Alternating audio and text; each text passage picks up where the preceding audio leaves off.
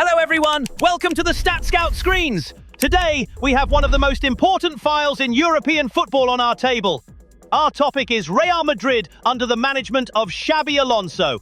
The date is December 2025. The first half of the season is about to be completed. Today, we will focus only on the available data and conduct a detailed analysis. The 25-match data set in our hands summarizes the team's situation in a single sentence. Dominant in attack, unbalanced in defense. So, why does Real Madrid take so many shots but still lose matches? How serious is the defense problem in the Champions League? What is the performance difference between Mbappe and Vinicius?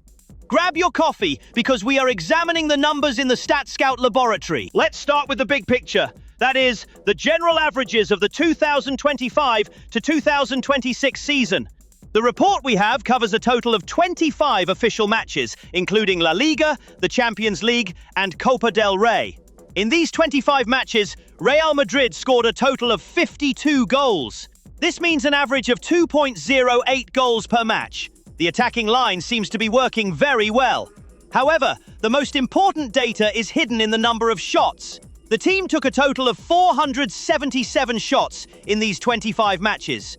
This means 19.08 shots per match. There is no other team reaching this number in Europe's major leagues. Alonso's team constantly keeps the ball in the opponent's half.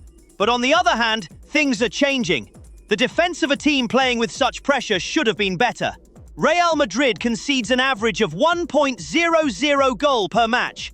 Conceding 25 goals in total is a very high number for a team aiming for the championship. When we separate the data by leagues, the defense problem appears more clearly. In the 18 matches played in La Liga, the team conceded 0.89 goals per match. So, the defense is slightly better in the league. However, when we look at the Champions League data, the situation worsens. In the 6 matches played in Europe, the average of goals conceded rises to 1.17.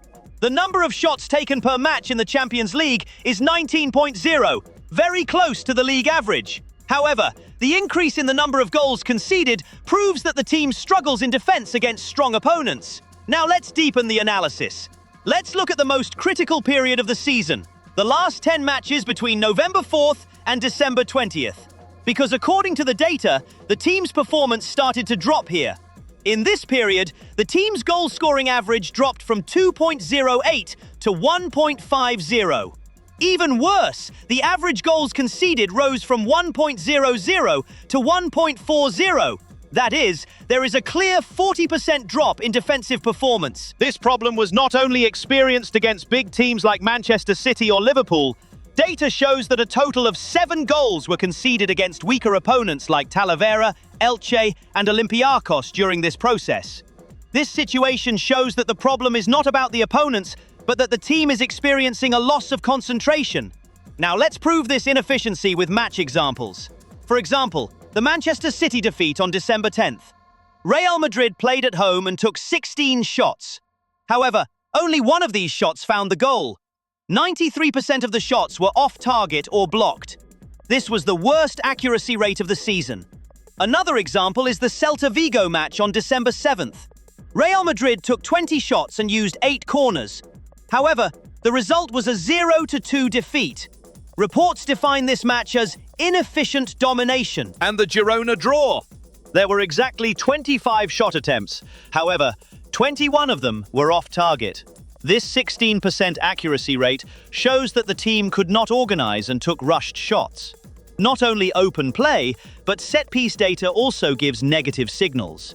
Real Madrid uses 6.52 corners per match this season. This shows there is no problem entering the opponent's penalty area.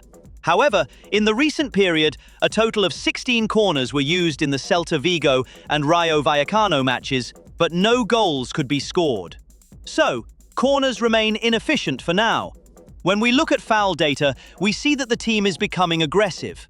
Real Madrid, committing 9.72 fouls per match throughout the season, increased this number to 10.50 in the last 10 matches. Especially in the lost Liverpool and Manchester City matches, foul numbers rose to 13 and 14 respectively. This situation shows that the team struggles to regain the ball and commits more fouls to stop the opponent. Let's come to the most curious part: player performances. In the table currently on the screen, you see the data of the team's 5 most important players.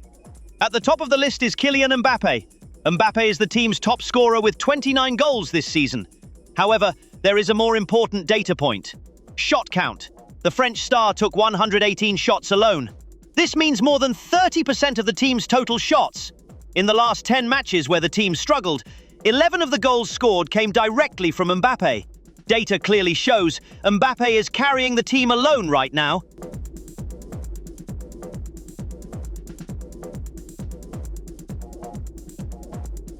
On the Vinicius Jr. side, there is an interesting situation.